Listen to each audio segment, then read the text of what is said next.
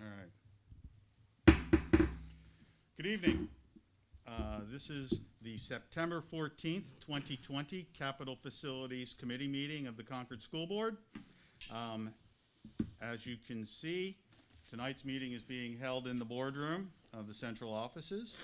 The meeting is open to the public, and the public is invited to attend. All persons coming to the meeting will be screened with questions relative to the COVID-19 pandemic, and temperatures will be taken to be sure that that everyone is free of symptoms. Masks that cover the nose and mouth are required to be worn while in the building, and safe distances of 6 feet required whenever possible. Tonight we have a quorum of the committee. In fact, the entire committee is present, so this is not an emergency meeting. Let's see. The meeting is being televised on Concord TV and will be available to view later as well. We will be taking vote, I anticipate, later in the meeting. However, we will not be having any public input or comments other than public that is here in the meeting. Let me assure you there'll be an opportunity for the public to comment on any recommendations to the board during the regular board meeting. And the board always appreciates comments and input from the community. Anyone not wishing to attend this meeting can send their comments to the board via email at concordinfo@sau8.org. Am I correct, Superintendent? Thank you. At concordinfo@sau8.org. With that being said, we'll be covering 3 topics on the agenda today. Indoor air quality in our schools, future work and studies to assure the continued air quality and performance of our HVAC units in all of our schools, and we'll be addressing the city stables and our cooperative program with the city on that. With that being said, and I guess for the record, the role is that I am present, Danielle Smith is present, Barbara Higgins is present, and Liza Poignet are present. Superintendent Murphy is present, Mr. Dunn is here, as well as Mr. Cashman. We also have a few guests. So with that, I will pass it over to Mr. Cashman. Mr. Cashman, can you dive right into the agenda for us? Absolutely. Thank you, Mr. Richards. Tonight we're going to talk with members of the Lawson Group. We have Scott Lawson and Taylor Smith. They will be talking about the indoor air quality study that we just completed today, actually. We're going to move into talking about a future mechanical study that we're going to look to do, and then I think we're going to wrap up with the stable building that we just mentioned. Just a basic overview to give some idea of what's been going on. The Department of Education sent out guidance for indoor air quality for K through 12 schools during the COVID pandemic. And so breaking that down into big picture things, what they recommend is to provide fresh air, 100% outside air, filtered air, provide tents and encourage outside instruction, improve ventilation practices. What they like to see schools doing is to run your HVAC 24/7. Possibility of considering MERV 13 or higher filters. We actually have MERV 8 filters on our supply ductwork. It's the way it was designed. And we have MERV 14 on the recycled air. So it's very, very good. And you'll see when we turn it over to the Lawson Group, they're going to talk about the report. We've posted this report online on our website. So I wanted to make sure you knew that that's out there. But also, what part of their recommendation is to continue changing filters on a regularly scheduled basis. And some of you who have been on the board for a little while know that we passed that through roughly 3 years ago. So every quarter we do that. Maintain temperature and humidity between a range of 40 and 60%. And look at future air cleaning technology. There's a lot of talk around bipolar ionization and UVC to use for helping to kill any germs. Thought it would be helpful to just talk briefly about an overview of what we do now. As I said, we had Train Industries come in, and they do all of our quarterly filter changes, and that represents over 1,000 filters district-wide for all 7 schools.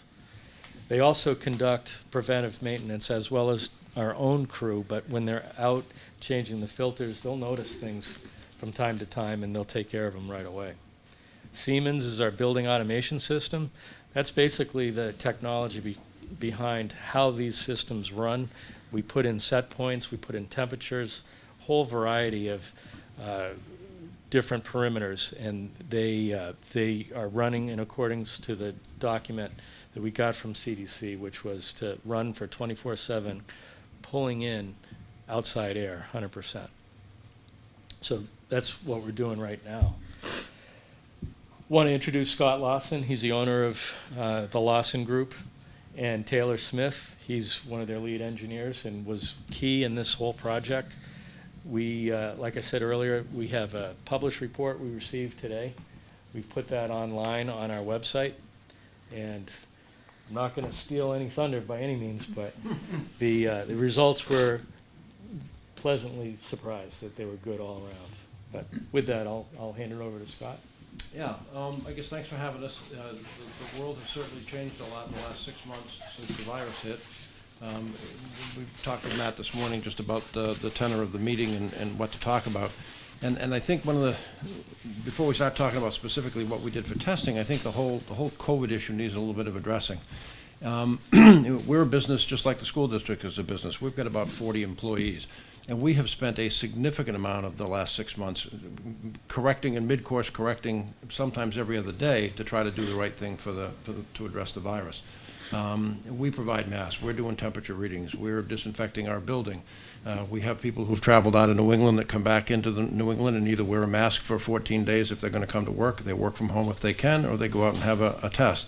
So we understand the burden that it puts on everybody because it's put a huge burden on us, and we're just a very, very small company.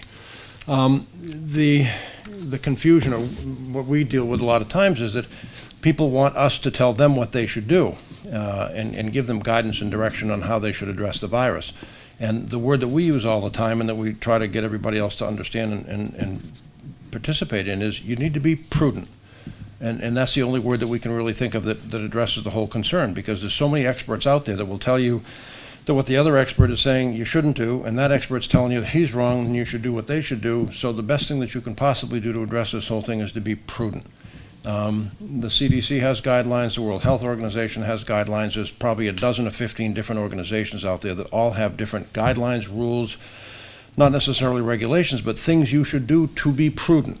And I think what we try to advise everybody to do is, based on your own individual organization, what you do, whether you're a manufacturer, a school, a hospital, or anywhere in between, you have to do what's prudent within what those guidelines suggest or recommend that you do to give your employees and workers and so forth the best level of protection that you can afford to give them. And that's not a financial affording. It's how do you make everybody happy so that when they come to work every day or work from home, they are safe, they're not going to get sick, their family members are not going to get sick. And good luck to anybody that can come up with a universal plan that's going to address that for every organization that's out there, because every organization is different. I think the world was ill-prepared to deal with this whole thing. I think they're still ill-prepared to deal with this whole thing. And you can't just wave a magic wand and make it go away. And you can't wave a magic wand and fix every building on the planet so that it's an ideal environment for people to come to work every single day. So again, we default to the best thing you can do is be as prudent as you can be on a regular basis.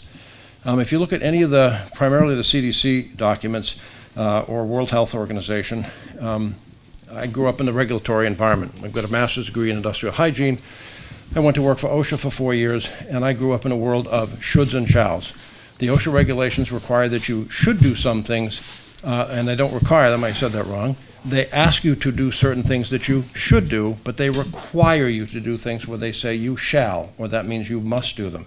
So in the world of the documentation that's out there, CDC, among everybody else, has guidance documents, and those are shoulds, they're not shalls. And you have to be prudent in terms of how you implement those things within your organization, and again, what you can afford to do. And that's not a money issue, that's a, how do you still run your organization around the guidance that they give you? And I must have said to my wife 100 times as we were going through this whole thing, the best you can do is the best you can do. And that is, be as prudent as you can be. If you see something that doesn't work, change it and try to be as prudent or more prudent with some other way that you're going to address it. But the ultimate goal has to be to make everybody feel safe when they come to work, when they enter your establishment, whether it's a restaurant, store, school, hospital, whatever. So having said that, we default to people who are way better experts at the whole world of public health than we are.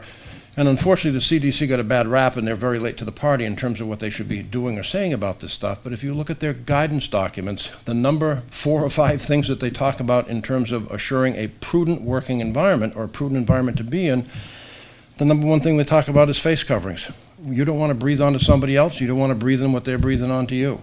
And we live in a different world of respiratory protection for people who are exposed to chemicals and toxins and a whole bunch of really, really bad stuff. And in that world, these things don't do anything. In the world of viruses, it has a lot to do with you not spewing viruses out into or virus droplets out into the air where other people can be exposed to them. And it means that I'm not going to have to breathe in whatever you folks are spewing out into the air. And I'm sure everybody's noticed what I've noticed, that when you go to any of the big box stores, whether it's Home Depot, Lowe's, Shaw's, Hannaford's, in the last month or so, it's gone from some of the people wearing masks when they go into, it's not only a requirement, but even if you go into a gas station, people are stopping you at the door and asking you to wear a mask. And we believe that that is the number 1 thing that everybody should be doing to prevent the spread of it, because we are carriers, and I don't mean the people in this room, but human beings are the ones that carry this. So then you sit there and say, well, okay, we all come from nice homes, and we all dress well, and we take showers every day, and we appear to be healthy, but who do you come in contact with on a daily basis? And who do those people come in contact with on a daily basis? And if you look at any of the way that the virus spreads, I won't say the easiest, but the easiest is in large gatherings, in close proximity to one another, where people aren't protected with face masks. My wife and I went out to dinner the other night, and as I said, you walked into the restaurant, and here's the bar on this side with 50 or 60 people drinking, hanging right on top of each other, and in the restaurant they've got tables separated by 10 feet. And tell me that makes sense. Tell me that's prudent. It's not prudent. If you look at any of the news that's out there now, the majority of the spread on college campuses and universities isn't coming from the classrooms or the dormitories, it's coming from the fraternities and sororities that are having parties, where you've got large gatherings of people in close proximity to one another who aren't following any kind of prudent requirements in terms of protecting themselves. So we default, number 1, to face coverings. The second thing that you talk about is frequent washing of hands, social distancing, you stay away from each other, and then you look at some of the other things that go along with that in terms of the environment that you live in. Are you disinfecting and or cleaning the touch surfaces where people actually come to work every day? The doorknobs, the crash bars as they come and go in and out of the building. In a technologically driven workplace nowadays, do people touch computers and copy machines and that kind of thing? Do you have a cafeteria? Do you have a lunchroom where people are touching coffee pots and soda machines and that kind of stuff? Because I believe the majority consensus is that the virus can live but doesn't necessarily live very long on surfaces. You're more apt to get it from, again, people breathing on you. And then way down the list of the 5th or 6th or 7th thing that they talk about in the CDC guidelines is ventilation. We said this morning, I've said this a million times, dilution is the solution to pollution. And that's an old saw I picked up in graduate school back in the 1970s, that the more fresh air you bring into any kind of a space, the less likely it is that anything can accumulate in that airspace. And whether it's somebody's body odor or lousy smelling perfume or dirty socks in a locker or a bad lunch or viruses, bacteria, and mold, the more fresh air you can bring into a space, the less of any of that you will have. And that's just a fact. That's the way it works. It becomes, from an affordability standpoint, and this becomes a money or financially driven point, how much fresh air can you afford to put into a building? We're working with schools right now that don't even have central HVAC systems. They have windows and doors. So their source of fresh air is to open doors and windows. And for now, that's the best they can do, because until they appropriate, I'm sure you guys have budget constraints here. I'm sure you have a budget problem in terms of getting money approved to be able to do any kind of capital improvements. So imagine the poor school districts up in the mountains where literally all they have right now is doors and windows to open. They can't put more fresh air into the buildings. So that becomes an affordability in terms of time and effort as well as money that goes along with it. And as we said this morning, this virus will be gone at some point. We don't know when that point is. I'm guessing based on what everything is talking about, more testing, a vaccine supposedly by the end of the year. We'll be sitting here having a different discussion a year from now. Maybe 9 months, maybe 15 months, but it's going to be a year from now before we're even close to being back to normal. So what do we do that's prudent in the meantime? And what's prudent is to evaluate all the things that the CDC and everybody else talks about, and how much of it can you do that you can afford to do, not money-wise, but within the confines of your organization and how your organization works. And this is the easy stuff, putting masks on people. Social distancing, not quite as easy. My wife's kids go to a private school, fortunately. They have many outbuildings that they use for other purposes. They're turning them into classrooms, and they're cutting classroom sizes in half. So they can take a classroom that now had 18 or 20 kids in it and split it down to maybe 9 or 7 kids, put them in a room the size of this, easily socially distant, and have the teachers travel from room to room. Combine that with a little bit of technology in terms of computer-based learning, and they can make it work so that the kids can still go to school. They require them to wear masks. They've got a whole bunch of other requirements for the clothing that they wear and how they interact with the kids. Any kind of physical activities aren't the sports that they normally play. It's cross-country, so that you're running outdoors with people far away from each other instead of playing basketball where they're in close proximity indoors. So again, you can do what you can afford to do, given the confines that you have, the spatial requirements, et cetera, et cetera, et cetera. So when it gets to the whole idea of ventilation, you have mechanical systems or you don't have mechanical systems. You have different mechanical systems. You have brand new ones with super duper controls on them. You have very old ones that aren't well maintained. And when I say you, I don't mean the Concord School District. I mean anybody that we're talking to.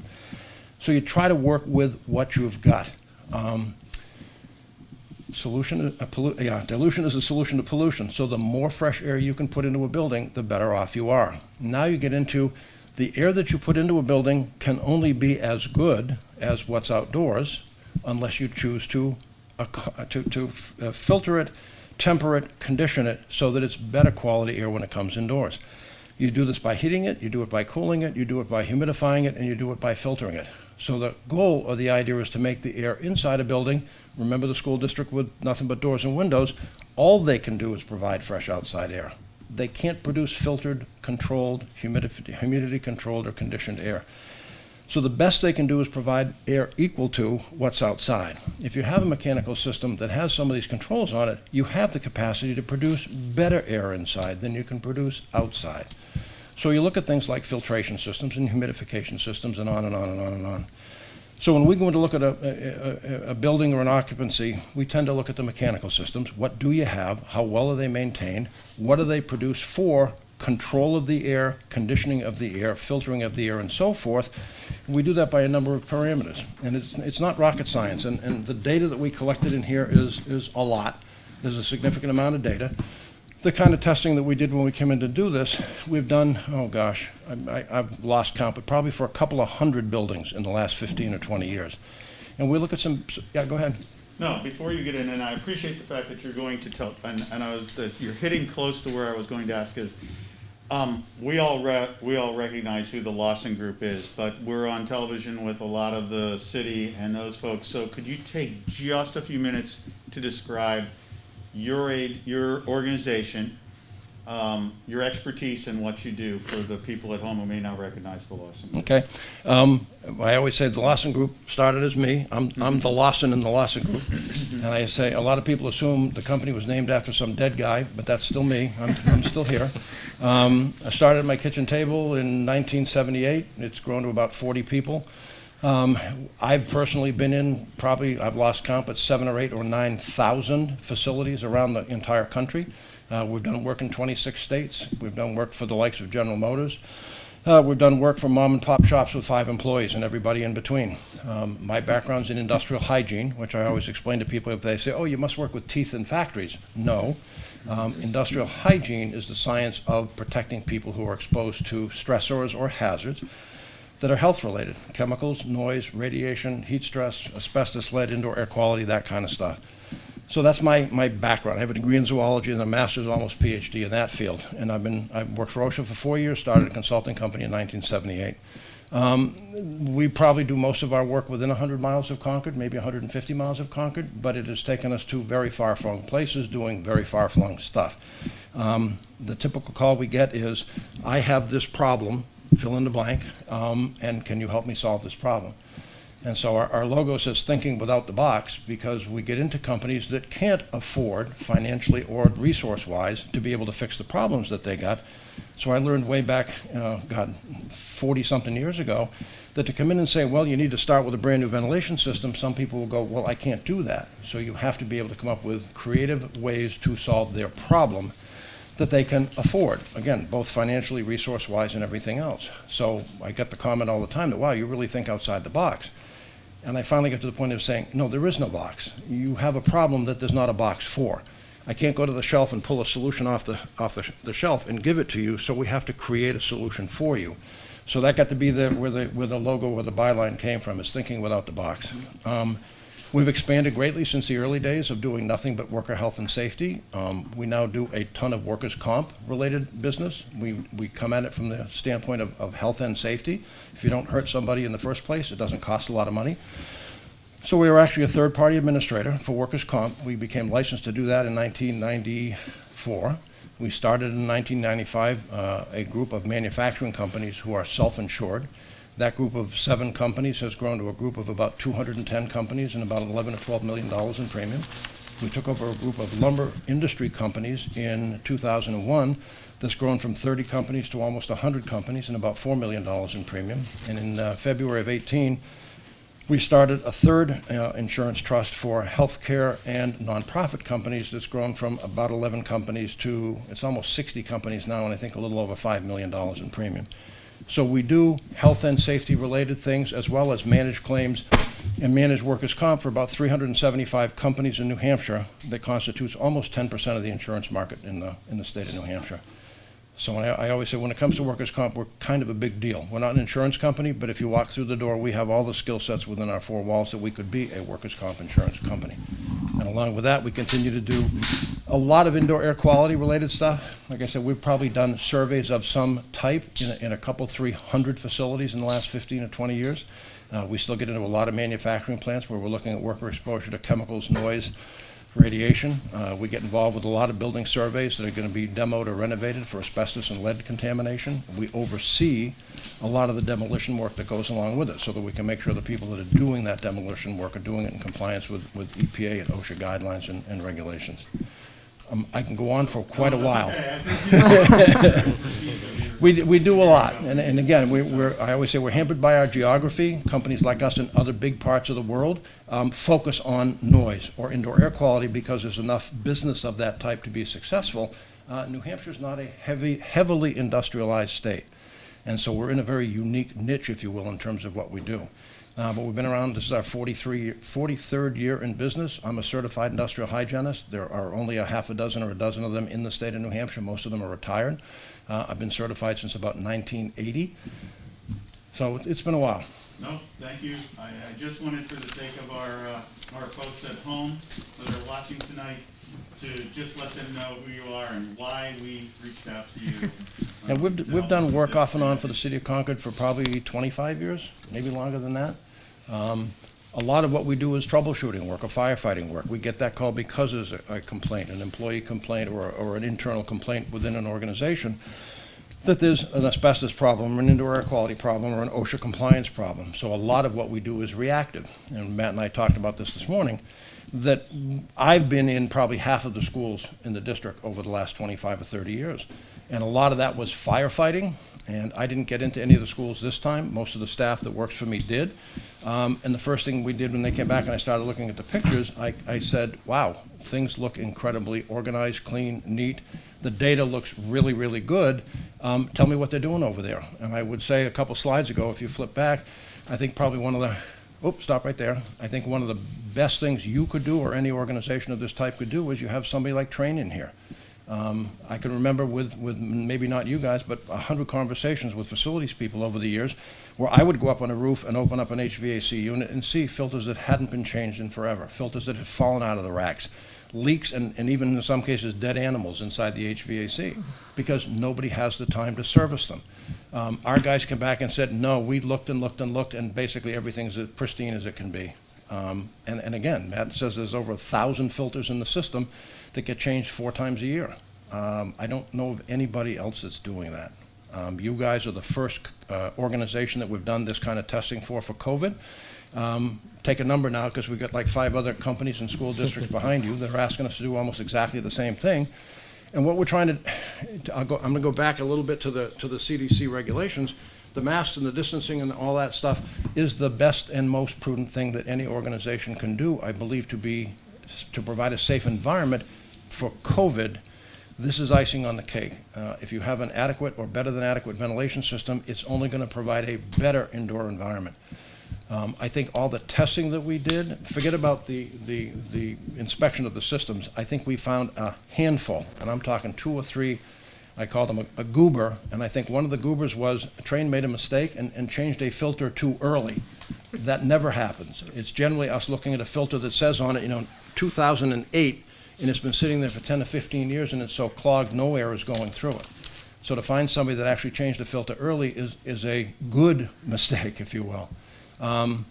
It just makes a world of difference if you're changing the filters. If you've got a vacuum cleaner at home, we had this conversation, and the people watching maybe on TV can relate to this way better than they can to an HVAC system. Anybody that's got a shop vac out there, go vacuum up a whole bunch of sheetrock dust. It's a very fine powdery dust. And how long is it going to take you to clog the filter? And once the filter gets clogged, good luck using that vacuum cleaner to pick up anything, because you clog the filter, no air can get through the filter. So when you change your filters on a regular basis, and one of the issues with using higher rated MERV filters, the higher rated filter you use, the smaller the holes are in it to catch more particles, they clog up faster, and the faster they clog up, the more poorly, if that's the right way to say it, the filter performs. And what then ends up happening is you can't deliver as much air as the system is designed to deliver. So you reach a happy medium, and we're okay with the MERV 8 and the MERV 14 filters because you can deliver the air that the system is supposed to deliver so that you can dump a huge amount of fresh air in on a regular basis.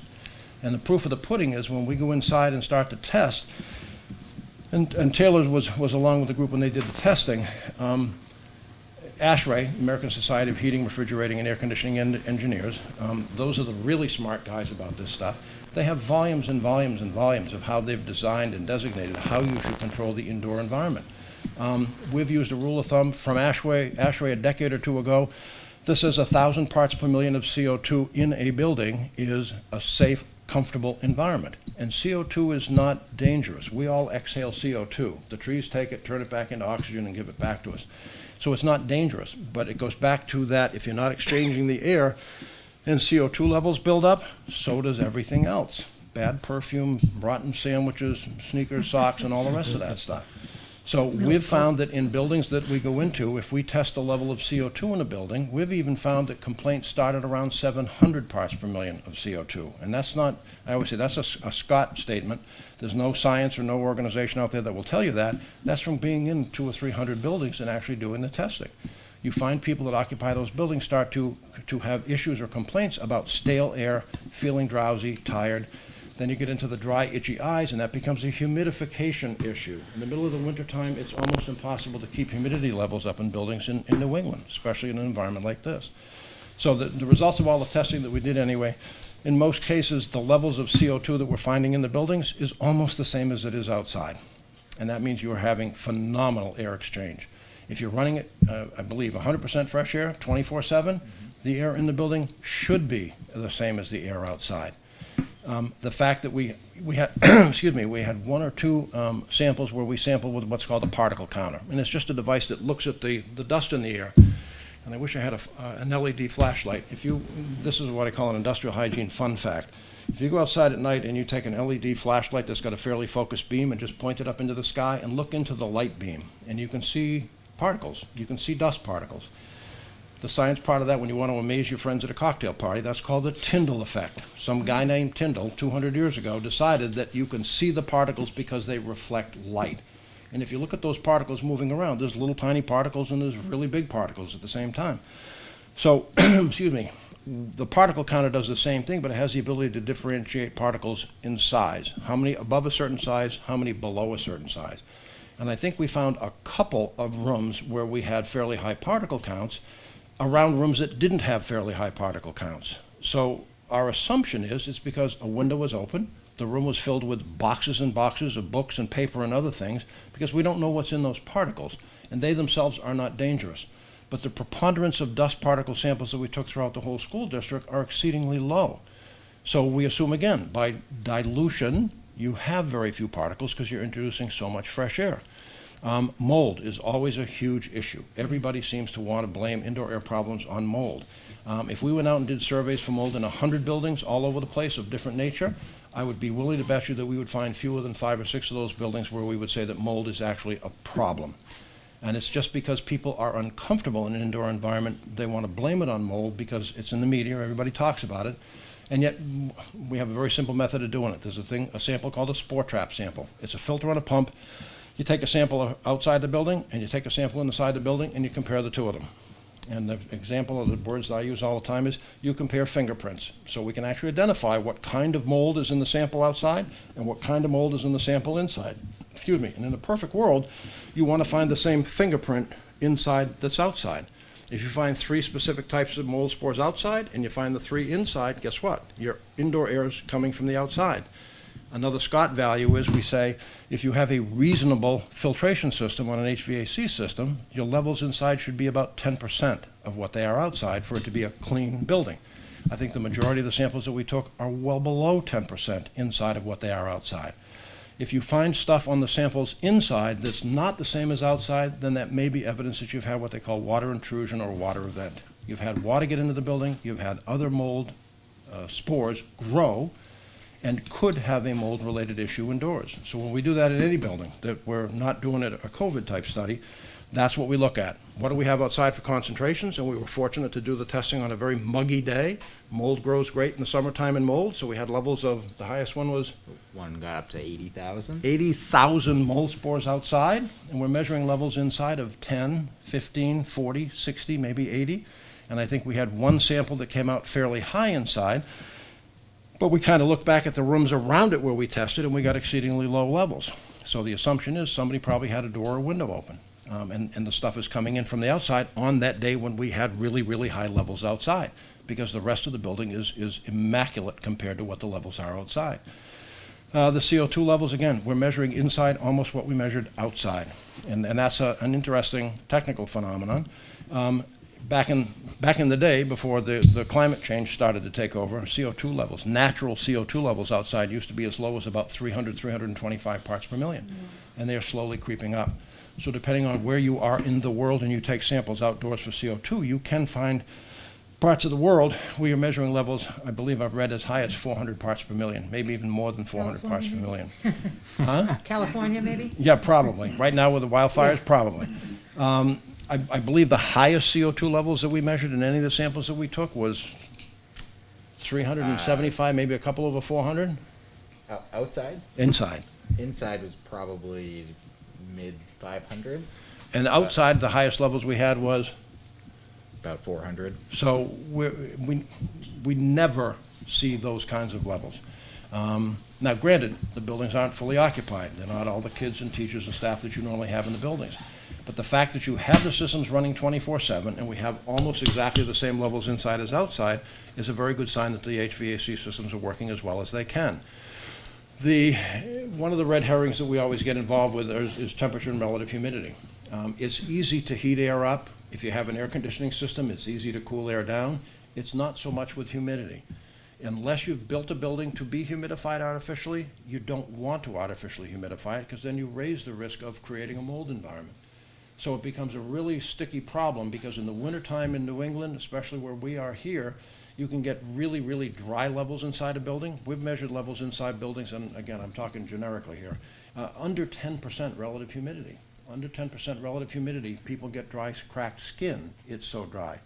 People become the humidification system for the building. They are giving up moisture because the air wants to go from highest concentration, and we're a lot of water, to lowest concentration. So at 10% in the air, we're all giving up moisture to the environment.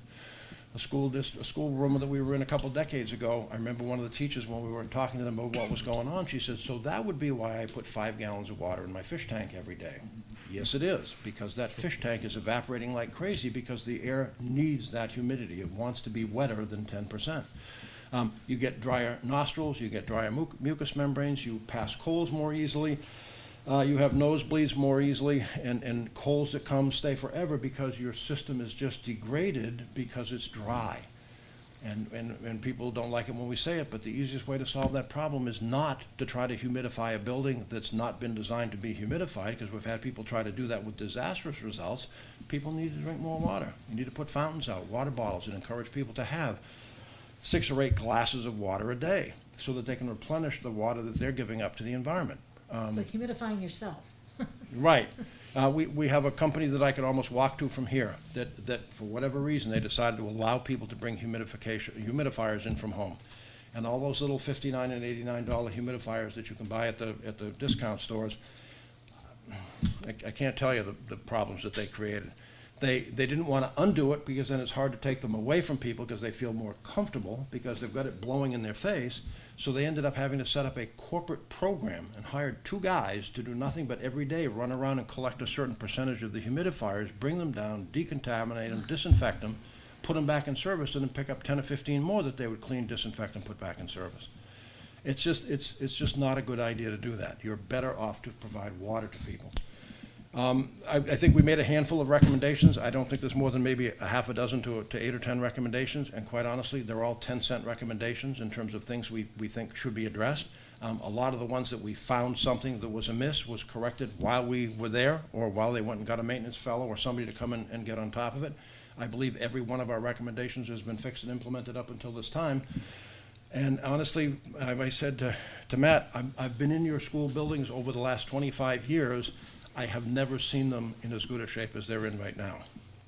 And I go back to the trained people.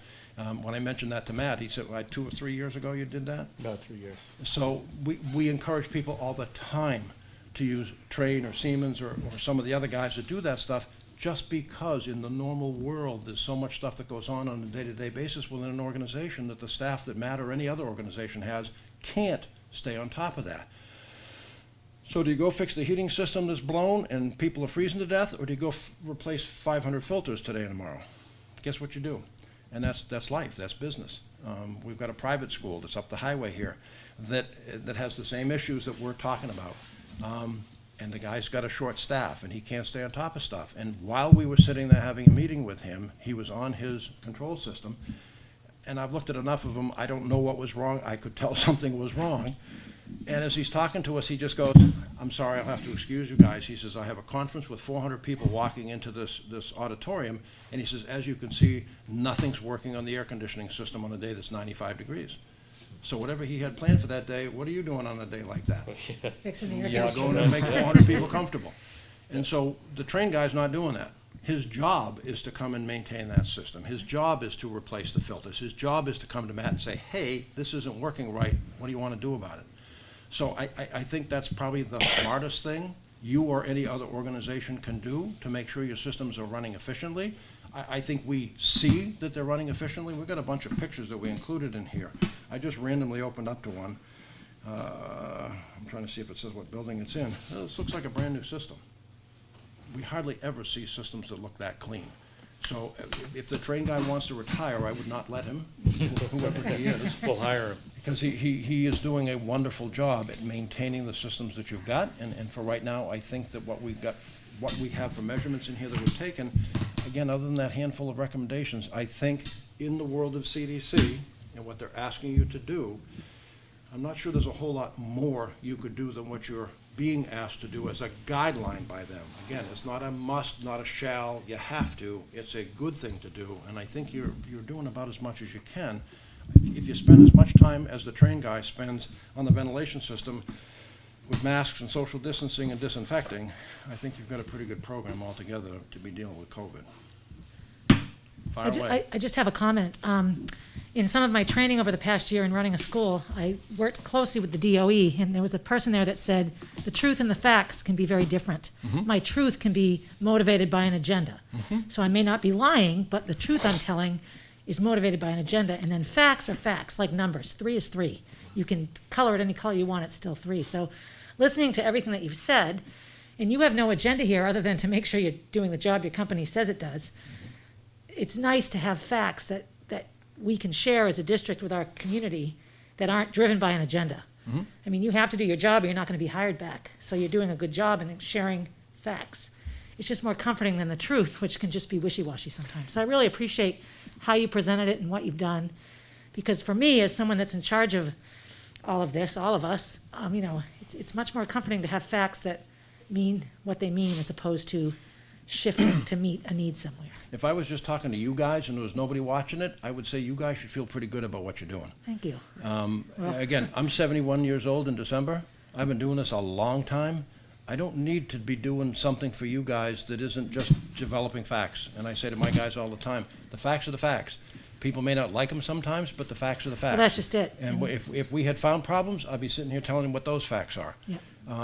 Again, we're not in the business of telling you what you want to hear. No, which I like. There are companies that will, I said this to Matt this morning, there are companies that will approach us and say, gee, do you really have to say that in your report? And I'll say to them, no, I'll send you a separate letter because we have liability insurance to worry about. We have issues we have to deal with. So if you don't want to do anything with the data that we've got, I'm still going to send it to you because that's the data. Those Right. are the facts. You can choose to do what you want to do or you can choose to not do what you want to do. That's up to you. But Right. we're not going to shirk our responsibility. I have a membership that I belong to and a code of conduct and all the rest of that stuff. As much as I hate it, part of my recertification process every 6 years is I have to go through an ethics course. And some of the stuff that they ask me, I sit there and I laugh at it because I'm like, why would anybody do that? Why would anybody fabricate or lie People or do make amazing stuff things. up? But they Right. do. And I said to Matt this morning, I say this all the time. All we're reporting in the first, whatever it is, 30, 40 pages of this is data that comes out of instrumentations. Right. We're writing down numbers that are on the screen of an electronic gadget. So we can't do anything with that. We can't manipulate it. We can't fabricate it. It's what the machine is telling us that it's measuring at that point in time. Now, if the train guy dies and falls off a building tomorrow and you stop changing filters and we come back in 6 months, I can't tell you what it's going to say then. Right. But for the time that we did this, or during the time that we did this, I'm pretty comfortable that, again, in the world of CDC and COVID and the things you should be doing to have a prudent approach to controlling COVID, I'm pretty comfortable telling you, I think your ventilation systems are in pretty good shape. Thank you. Thank you, Matt. I have a question just once again for anybody who might be watching, and one, this report will be available to the public. Well, you did test all of our schools, elementary school, middle school, and high school. And all of them fall into the area where you say we should be pretty comfortable with what we're doing and have good performance. Can you, and I just want to clarify that for everybody who might be listening, or any questions that the board may have as well, so. Yeah, we're quite confident that the way we saw everything that day, again, my guys came back and raved about the guy from Train. We can't say that in a lot of places that we go to because they don't have anybody that's maintaining that stuff. They wait until there's a problem and they go fix the problem and then they just wait for it to fall into disrepair again. So I said that to Matt this morning. I think probably one of the best approaches to maintaining your system is to have somebody else do it. Right. Because that's their Professionals. job. And That's that's what their- they do right. every day. Right. Instead of relying on your own staff who gets distracted with what's wrong today. Again, one of my dilemmas in the world of health and safety, I have friends in the business we've got a hospital up in Maine, one of the biggest hospitals in Maine that we do a ton of stuff for. The guy who's their safety manager is probably one of my best friends in the world. I wouldn't want his job for all the chi in China because he shows up some days for work, can't even get his coat off before he's getting dragged all over the place to fight the fires of the day. Right. So there are programs, we've talked to them about doing a lockout tagout program. That's an OSHA compliance program for mechanical equipment and stuff. We've been talking to him about doing a lockout tagout program for that hospital. Are you ready for this? For over 15 years. 15 years. Because they can't get their act together enough with all the day-to-day issues and problems they have to really sit down and have a meaningful conversation about it. And that's not a criticism at all. That's what most organizations work like. Right. They fight the fires that occur today. Thinking that they're saving money, business, like where you hire a company, there's an expense to that. But Yep. the money you save and the hassles you save and the efficiency you create, to me, outweighs the price tag. I mean, it makes. We had that conversation this morning. Right. And I said, I wish more people would see the value to doing it this way. Right. Because although there's an expense associated with it, what is the expense of not doing it? Right. And that's one of the things that in my business, because so many of the calls that we get are people that are reacting to problems, when you go in and you look and you say, wow, if you'd have spent $10,000 3 years ago, you wouldn't be spending a dime today. Instead, you're gonna spend $100,000 today. And you'll spend inconvenience and moving All staff that. and moving, yeah, all Lost of the. opportunity cost, It's not just money inefficiencies. expense. Forget about the cash aspect of it. That's, Yeah. in the world of workers' comp, they say every dollar that you spend on a workers' comp claim, you spend about $35 in other costs that are not directly related to the claim. Yeah. And it's all that lost opportunity, other people doing the job, having to hire temporary help. You become a bad employer because you're hurting people all the time. And if I could, I've learned one thing in doing this for almost a half a century, it's that people are very short-sighted when it comes to a lot of that stuff. So it's really hard to convince people to do something that's good for them when they can't see that it is good for them Right. today. Right. They just see a big number. And we Quit have smoking. that conversation. We have All that the- conversation. All those things you do, right. I've had that conversation thousands of times. Right. Where you sit there and not that you try to convince people to spend money and energy and effort on it, but you try to explain to them, here's the upside to what I'm suggesting that you do, Right. here's the downside to not doing it. Right. And then Well- they have to decide for themselves whether they're willing to deal with the downside or they can afford, not just money, time, money, energy, effort, and everything else, they can afford the upside to it. Well, and with COVID, I feel sometimes very personally responsible for whoever might get sick 2 months from now because of crappy air in a building. Yeah. So in my mind, I feel much better as a school board member knowing that you're taking care of this because it's what you're trained to do and you know. And we're not having custodians and people running around trying to fix things when they're supposed to be mopping the floor in the cafeteria and refilling soap in the bathrooms, all the things that they're supposed to do.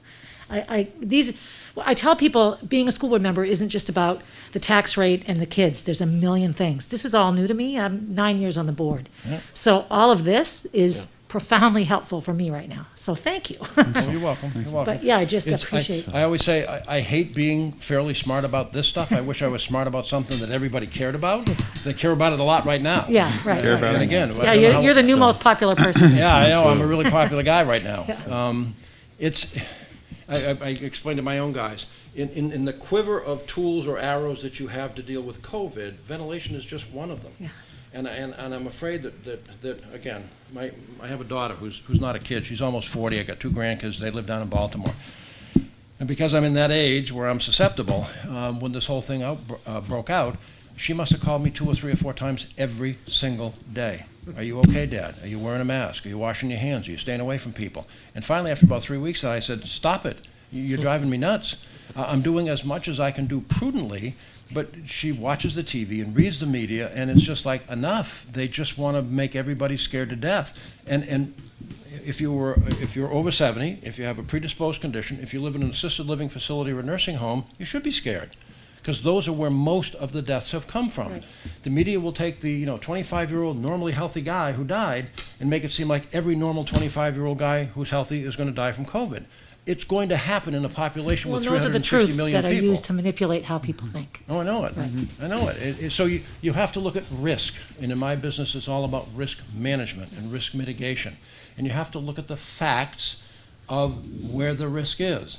And so if you look at the state of New Hampshire, and a lot of the times when the governor came out with conditions, I'd sit down with my wife and go, you're kidding me. But we'd sit there and go, but guess what? What he's asking us to do is in our best interest. And we may not like it, it may hamper what we're trying to do, but guess what? What happened in Massachusetts? And what happened in New Hampshire? And what happened in New Hampshire was nothing compared to what happened in Massachusetts. Right. Because the governor here, and I'm totally apolitical, what he had us all do was prudent, and perhaps more prudent than we had wished, but it meant we didn't blow up like New York or Massachusetts or any of these other places.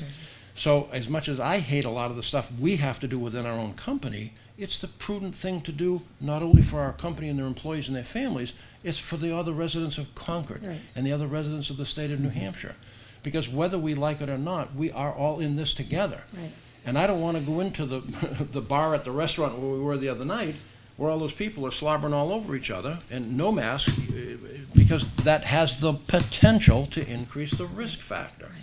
When they're interviewing kids at spring break and they're all sitting there drinking and hugging each other, and sitting there saying, we don't really care about getting sick because we're young and it won't bother us, that's foolhardy. That's not prudent. So when you look at risk, and we talk about this on the health and safety side and the workers' comp side all the time, this is the same thing. How do you minimize the risk of your students coming back to work, your staff and faculty coming back to school, your staff and faculty coming to work every day? You minimize the risk by being as prudent as you can afford to be. And that's not money. My first wife passed away. I remarried 4 or 5 years ago. My wife has 2 kids. They're about to be 13 and 14 years old. And I see the impact of their lack of social integration by not going to school and being able to see their friends. Although they're studying and they're good kids and they're good students, I don't think they're getting the benefit of socialization, hanging out with kids, the interchange of information, sports activities, and all that other stuff that is really, I believe, really important for kids to have. So how can you afford to have that? That's not a cost of money. That's how can you afford to That's have good that. air in our buildings. So it's gonna be good. So we can invite them I back. want to let Exactly. any of the other, I want Liza and Danielle I'm to ask sorry. any questions, because I want to give you an opportunity to ask any questions with regards to the information presented today. So do either of you have anything for Mr. Lawson or Mr. Taylor? Sure. Oh, I'm sorry. Thank you for being here and for a very thorough presentation. The only question I have is, I think some of our buildings are not air conditioned, and so what is the advice for people in the buildings that have opening windows? I don't even know if all of them do, but should windows be kept closed?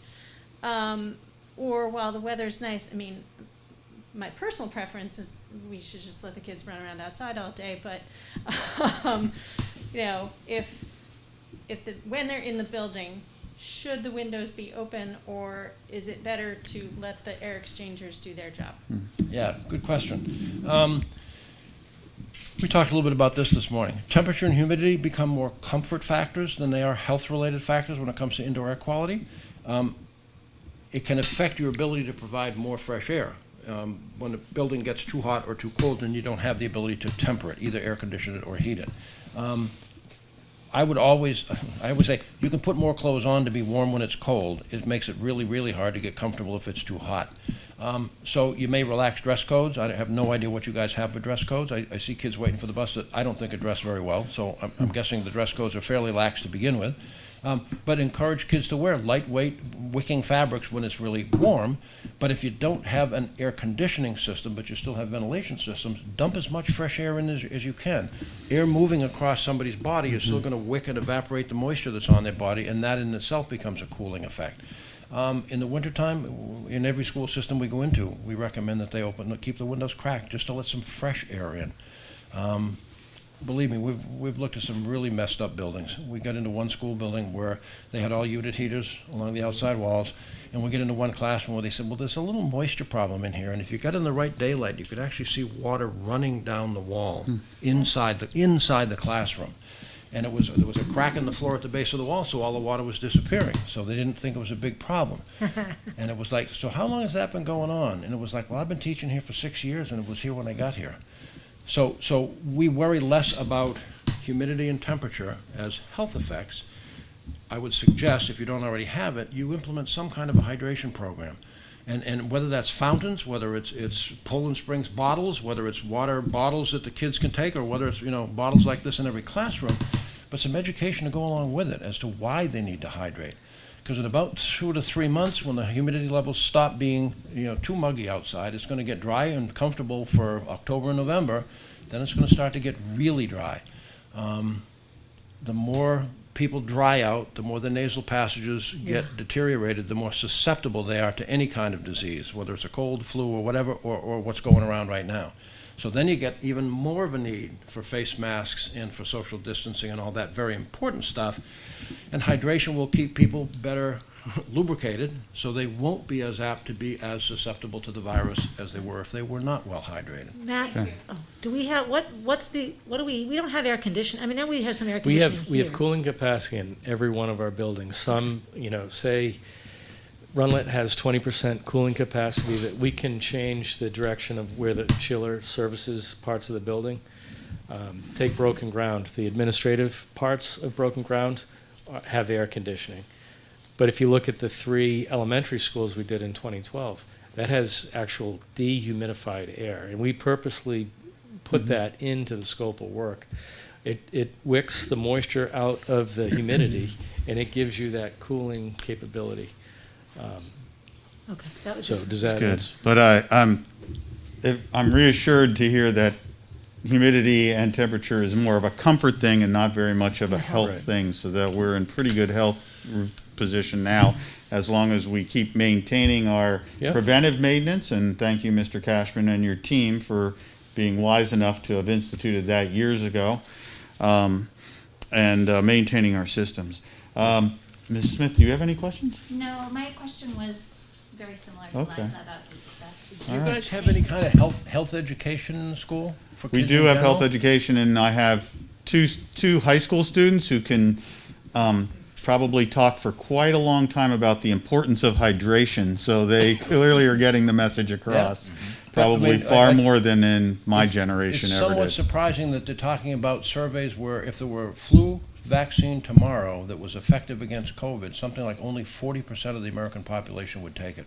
I have heard. And I haven't looked at it enough to understand why that is, but to me that seems like an awfully low number when the majority of the American population is scared to death of the thing. And so I would suggest that you look at that within the school district. It has nothing to do with mat and ventilation or anything else. But take a look at what you can do from an educational standpoint with your kids that they will hopefully take home to their families about masks, social distancing, and then in the advent of a flu or using tests. Again, those are all. You can listen to any news broadcast, whatever, and the news broadcasts are going to make you scared to death. You need to listen to the professionals in this stuff. But I always say my life is a bell curve. Everybody know what a bell curve is? Yeah. You get 2.5% at either end of the bell curve that are crazy off the charts this way and crazy off the charts to the opposite effect. And then you come up to the middle. And I always say if you listen to any of the news broadcasts or any of the experts on this stuff and you take what the extreme people on this side say and the extreme people on this side say and then try to get in the middle someplace, that's probably the best way that you can handle any of this stuff. So you don't listen to the people that say we're all going to die, and then pretty soon we're going to have 100,000 cases a day, and you don't listen to the president who says it's just going to disappear one day and it won't be around anymore, because that's not going to happen. It's going to be somewhere in the middle. Right. And if anybody's driven around and seen restaurants are starting to open again, I would say I use Dunkin' Donuts as the indicator of how bad the epidemic or pandemic is. 4 months ago, I could drive into Dunkin' Donuts at any time of the day or I night waited and drive right 25 up to the minutes at window. 2 o'clock today. Over the weekend, I live out in Henniker. Yes, I did. I got in line, I was the third or fourth car in line in the street to go into Dunkin' Donuts, and the parking lot was full. So life is starting to return to normal. Look at the housing market. Look at if you talk to any leisure activity company, they're selling more trailers, more RVs, more motorcycles, ATVs, swimming pools, exercise equipment, because people want to do something. So the economy is nice and sound. We've got to get to the point where people feel comfortable to be able to go back to do the things that make them a living and kids go to school and all the rest of that stuff. So I would suggest, and this is more for the people listening than anything else, wherever you work, wherever you hang out, wherever you go, take the quiver of things that you have to help you be safe, which is the mask, the social distancing, washing your hands, and making sure you carry either hand sanitizer or something to decontaminate surfaces, and be prudent about where you go and what you do. And this indoor air quality or ventilation stuff just becomes one more tool, but the most important ones are to not be exposed to the virus in the first place, or not knowingly put yourself in jeopardy or people that you love. And those are the best tools, and then the ventilation is just the icing on the cake. And that's my non-doctor, if you will, opinion of how this whole thing is playing out. Well, excellent, Mr. Lawson. I'm very happy to say that we require face coverings in our school and masks. We do maintain a social distance, which is why we have the schedule that we have, and that this district has taken, and as I'm staring right at a hand sanitizing station, that we have actually put in many hand sanitizing stations in every classroom and in the hallways, and that we've already heard quite a list from Mr. Cashman, and I think if you go to our website, you can see the actual disinfecting chemicals that we use as we nightly clean and sanitize, and Wednesdays coming forth in October, hopefully, we will be deep cleaning. So we appreciate your input on that next quiver or next arrow in our quiver, which is ventilation, which we wanted to be you know, we all feel pretty confident in looking at our ability to have masks and to have hand sanitizing stations and hand washing stations, but none of us felt tremendously had the expertise in ventilation, and we appreciate the fact that you came in tonight to explain your report, and that the report is in our hands right now and available for everyone, both on the board and in the community to read. So thank you very much. Thanks for having We us. appreciate your professional efforts. Yeah, big Mr. Smith, we appreciate your professional efforts as well. And we look forward to bringing you back again just for maybe a checkup in several months, so a few months. So I thank hope you we're very much much. closer to normal by then. Yeah. Mr. Cashman, I will yield it Sounds over good. to you. Yes, Jack, if you go back to the presentation, go a few more slides forward. And you certainly are welcome to stay, but you don't Good, need to. if you're This good. is going to be a part two. Some of the things we talked about earlier on other board meetings last Tuesday, I touched upon it. We are looking to do a mechanical engineering review of our existing HVAC systems. Again, this is CDC recommended guidance. We would follow the ASHRAE 62.1 indoor air quality guidance as well as the reopening guidance that was given by the Department of Education. I think we've gotten copies of that out to everybody, but that is out there as well. Part of this study, we would look at retro commissioning, go back, see how everything is working per plan, the original design, and then would also bring in some air balancing folks so that we can measure what is actually for air exchanges in the classrooms and in the building. And then from that report, we would be able to talk about it at future Capital Facilities Committee meetings, but also include that with our 5 and 10 year and/or capital improvement plans so that we would know going forward what we would need to look at for technology when we consider HVAC upgrades. Any questions on that? No, not for me, but I want to thank you for the efforts that you have continuously in maintaining, and your entire team in maintaining and investing the time and resources to keep our systems at peak performance. And I would encourage you to continue to look into those items that you mentioned and bring them before this committee and ultimately the board, so that we can, in the remainder of this year and in the future years, when hopefully things are much better, that we continue to maintain our systems and keep them ready and in great shape. We definitely will. Any other questions from anyone on the committee? All right, thank All you. right. I think we can move on to the next To item. the stable. The city stable. Switching gears entirely. Thank you, gentlemen. Thank you, gentlemen. Switching gears from HVAC systems to the historic stable building that is currently adjacent to our high school parking lot. And I know that I listened in on Ms. Pointier's committee a week ago and know some about it, but please move on. Okay. Yeah, okay. So, the stable building is the building that sits in the middle of the parking lot at Concord High School. This lot was acquired in 1994 in exchange with the city when they did the expansion and added to Concord High. So this is the stable building right here. It's been around since, I think, 1905 is what it said, and they decommissioned using it in the, I think in the 80s. In the I 80s, the believe. city used it. Yep, the city used it up till then. So what I tried to do is in this presentation, let me pull this up, is we tried to show you an image of what that looks like. If you put it in perspective, you could see the parking lot of how we come into, does that work? Is it showing my mouse or no? It's right now just showing the overhead, the aerial view of the stable building and the entrance of parking lot. Entrance to the Yeah. parking lot. Mm-hmm. And then this is all around the building. This is a dead end. This is not an out. So what the city is looking at doing, if you look at the plans, I handed you out a sheet that has a cover letter, which is from the Community Development Planning. This is what the city created in trying to carve this out, because, so you know right now, this whole parking lot is one contiguous site. Right.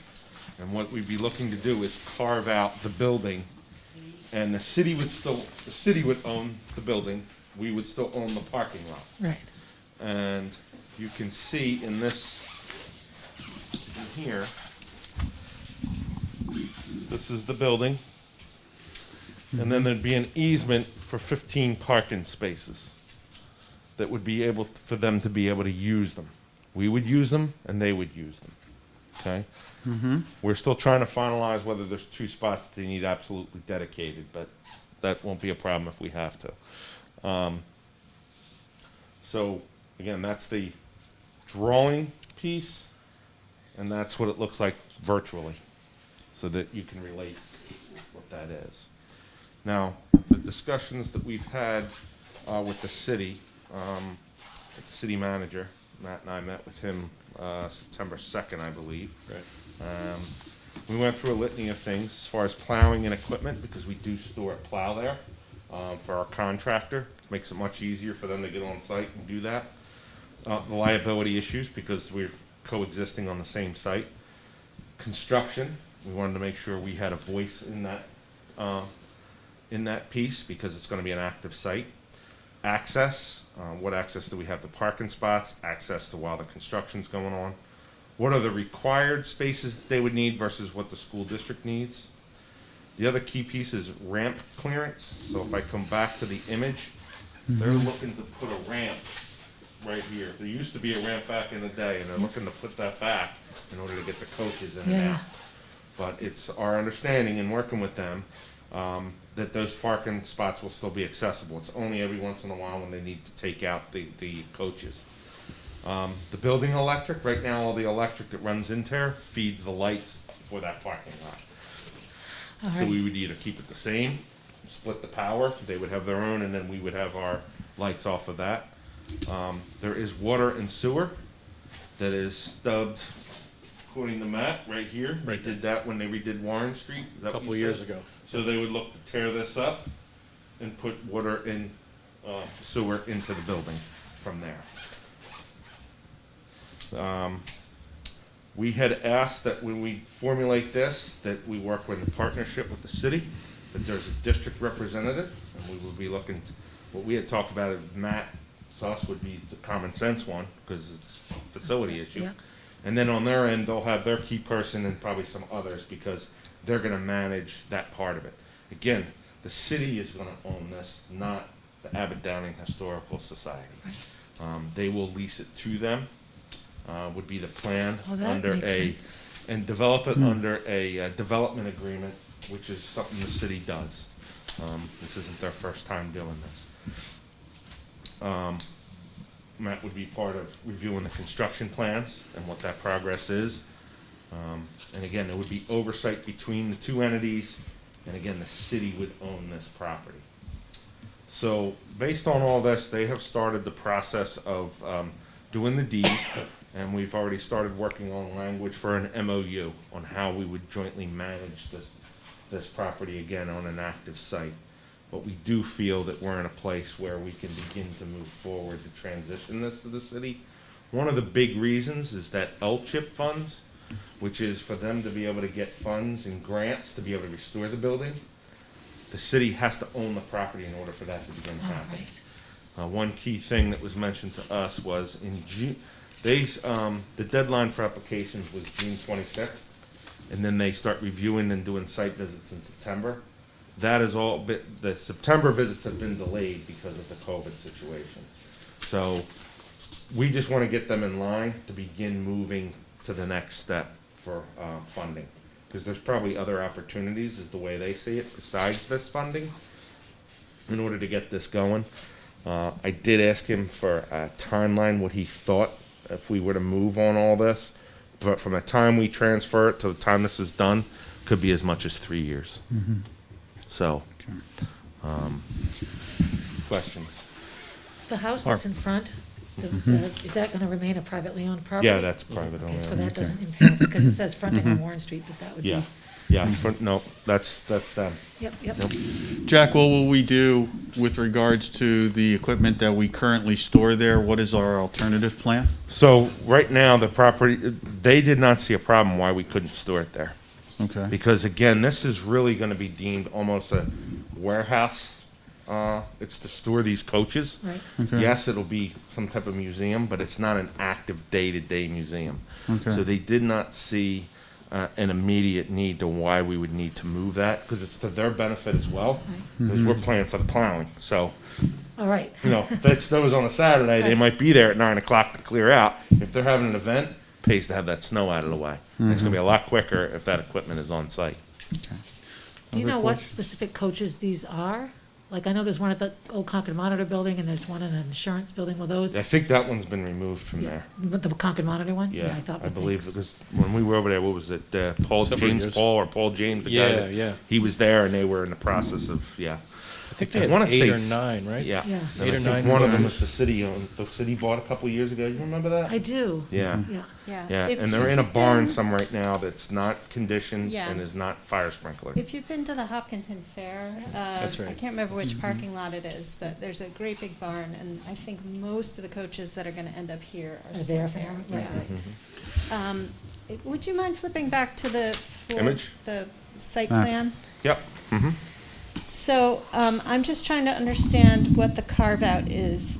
The outside of the blue line and, and to the back of the property. So that would basically all be deeded to the city for use by the Historical Society Everything And- within this square. within that square. So Okay. the blue part is the easement. The easement, yep. For when they need parking. Yep, when they would Okay. need parking. So we would still be able to use those spots. 90% of the time, probably. We would Most of the still time. own that, correct? And they would Correct. just be allowed to use those spots We if have they're told them we available want and to needed. continue to own all the spots, and we would give them a right to use it, and there'd be notification processes. Like, if they're gonna have an event that weekend, again, we would need to know, especially if it's snow or if we have things going on. And again, this will stay at the city level, because the Well, city will own it. Typically, there's empty spots.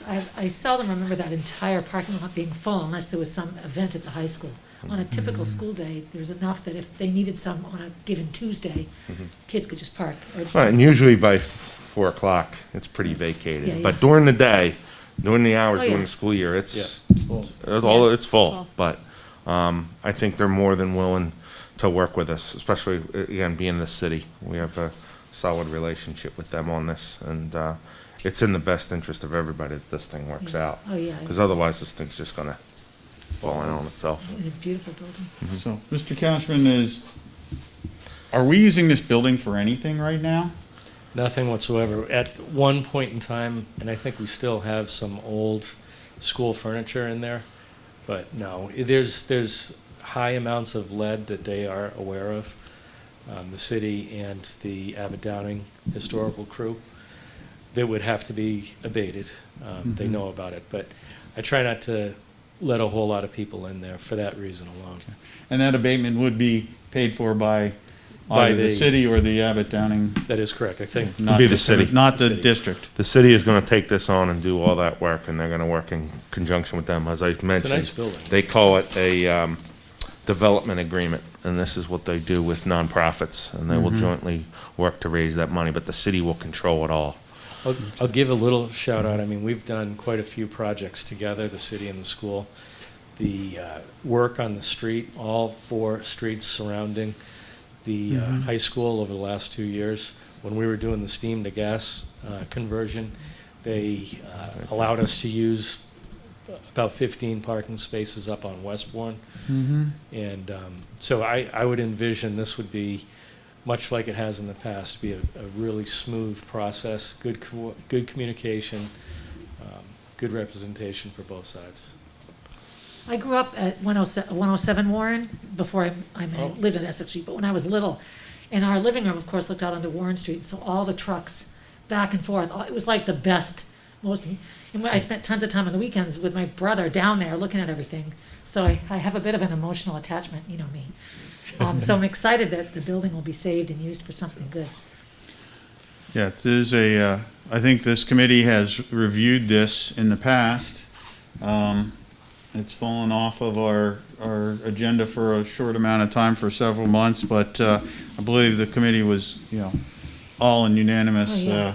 agreement that we would really like to see this historical building, restored, taken care of, and utilized as a historic building for our community, and for the school community as well, because there's an awful lot of history associated with this. So Well, Concord Cleaners, down where it used to be on Main Street next to Obashan, that was the factory that built Abbott Downing stagecoaches forever, and that, of course, is in great disrepair. It's such a huge piece of Concord history, it's just exciting that we can keep it. it's good. Other questions? All right. Just to say, I'm fully in favor. I'm glad to see that we've gotten to this stage, and I'm feeling a little bit of like anxious parent. Like once it's handed over, these conversations end because it's not our deal anymore. So I feel funny about it, but I'm also very excited. I think it's a good thing. Well, remember, we'll have representation, myself at all of those meetings, and I can always come back and deliver on any sort of a school board meeting, Or the questions, give committee meeting here, updates. yeah, exactly. Sure, so. Absolutely. Yeah, And great. I would like to say that the Abbott Downing Historical Society, or I'm not sure I'm saying their title quite correctly, but they have been more than willing to come in and talk with us, to give us presentations, and to work with us, and as they try to realize their vision for this property. And I'm sure they would come in at any time. They have been really, really outstanding for working with the Concord School District on this, so. And I think the residents that live nearby will be glad the building's being used. Oh, I yeah, think so. I think you're right. Yeah. Yes, it's not a building that has been intruded upon or has, in tremendous disrepair or anything. It's just a historical building that is currently not being used. Yeah. I'll bet you most people don't even realize it's there. I pretty would, well hidden. I don't think people realize, I'm certain that most people didn't realize that the stable building was in use right up through the 80s. I would have never guessed that myself. So, do we have any other questions, or Mr. Cashman, do you have anything else for us that you'd like to talk about with regards to the stables? I don't, I just would, are we gonna do some sort of a vote here on this, because Well, the- So I prepared a Yeah. We're motion. anticipating, my next question is, how do we move it forward, and what is the procedure that we need to do? I know that the community and city Doesn't help. committee has already addressed this. When we're addressing this, what do we need to do, Jack, to move this? So what I did is I put that you would move this out of facilities to the full board to direct the administration to finalize the deed transfer and a memorandum of understanding in order to transfer the historic Concord Stable Building to the city of Concord. I think that's an excellent motion, and I will comment to the community that at the full board meeting, they'll be able to comment and make their testimony in a public comment period during that, but, and certainly anytime up until then, you can feel free to email us on that, but if someone would like to make that motion, I think that's a great, Ms. Poinier. I move that the Capital Facilities Committee recommend that the school board direct the administration to finalize a deed transfer and memorandum of understanding in order to transfer the historic Concord Stable Building to the city of Concord. Do I have a second? I'll second it. Okay, the motion has been moved by Ms. Poinier and seconded by Ms. Higgins. Do we have any further discussion? We've worked hard on this one over, I think it's at least 2 years. A And nice so normal project. It's nice it's nice to be able to move this on and to partner with the city in this. So unless there's any further discussion, I will call a vote and say, all those in favor, please signify by saying aye. Aye. Any opposed? So the motion passes unanimously. Mr. Dunn, you may let the city know. Will do. So it is 10 of 7. This feels normal. We are. And everybody's in the same room. Yes, it is interesting that we're all in here talking with each other, and while the virus is absolutely still with us and we're not completely normal, I'm glad that we could move to in-person and to more of what I will call a hybrid type of situation for the board. But I do not have any further items for this committee. Ms. Boyd? Yeah, if, a request for our next committee meeting, which is, even though we haven't had a chance to talk about Runlet in a really long time, I feel like I would just love an update. I realize that probably nothing has changed, but, just your kind of rough guesstimate of what the new timeline might be, if this thing we're going through lasts 6 months, 9 months, whatever. I think that's an excellent suggestion. I would like for an update on the middle school project. We haven't had one in a little while, and we can schedule that for our next capital facilities meeting, which I think will be next month. If everyone else is in agreement, I think that's a fantastic suggestion Puts to it add back to in our. people's minds. Well, it's still it's an issue we haven't forgotten about. It's something that we still need to address. So, Mr. Cashman, can we do that? We definitely can. I might suggest, oftentimes, as you know, we do a joint finance facilities committee meeting, and because it touches those two Oh, yeah, that's a departments good pretty idea. heavy, it might be an option you might want to entertain. I will reach out to the chairman of the finance committee and Tom. invite them to join us for a joint meeting, so that we can all be updated on this. And if we feel the need to further update the entire board, we can make that decision at that time. Sounds good. So I will add that to the agenda, and if you will take on the responsibility, Mr. Cashman, of putting together a presentation for us, we'd like to see it. Will do. Do we have anybody else, any other items that we should discuss or that you'd like to bring before the committee? Just to tag on to that last one, Jack was talking several meetings ago about what is the state building fund called? Oh, state building aid? The State Building Aid Fund. Yep. So I'd be curious to know, because I know that there were some deadlines that we had to miss because of the planning process. I'd like to know if that process has kind of stalled out, or if they're still moving ahead, or if there's a chance for us to catch up. So, Sure. thank you. I think that's a great thing, especially if we invite our friends on the finance committee over, that would be an excellent topic to piggyback onto that and to discuss at that meeting. So, Mr. Dunn, if you would be so kind as to do that for us? Will I'm on do. the committee, so, Thank you, yeah. what do I'm not on the committee. no, I know nothing Um, about but money, we'll, but here I am, so yay. But I think that's great. Any other suggestions? This was fun. Good job, guys. Yeah, it Mr. was Dunn, do you nice. have I love anything my else porch for when us I'm sick of tonight? it. No, this is the first time you guys are using the new mics. The mics seem really So great, hopefully that although mine had a sounds little quick, no? technical difficulty in the middle. It was quickly fixed. Mr. Cashman, do you have anything for us this evening? I do not. Superintendent, do you have anything you'd like to bring forward? My only comment tonight is that you should be proud of your facilities director, no because kidding. he took the initiative, prior to my arrival, of course, but, and working with Jack, to have the initiative to step up and do the things that he did. I know a lot about Train. I worked with them myself, and they're an incredible organization, but he had the foresight to do that. So kudos to our facilities director tonight. I think you should be proud of his work. I would second that and say that, thank you, Mr. Cashman, for a job very well done several years ago as well as now and throughout that time.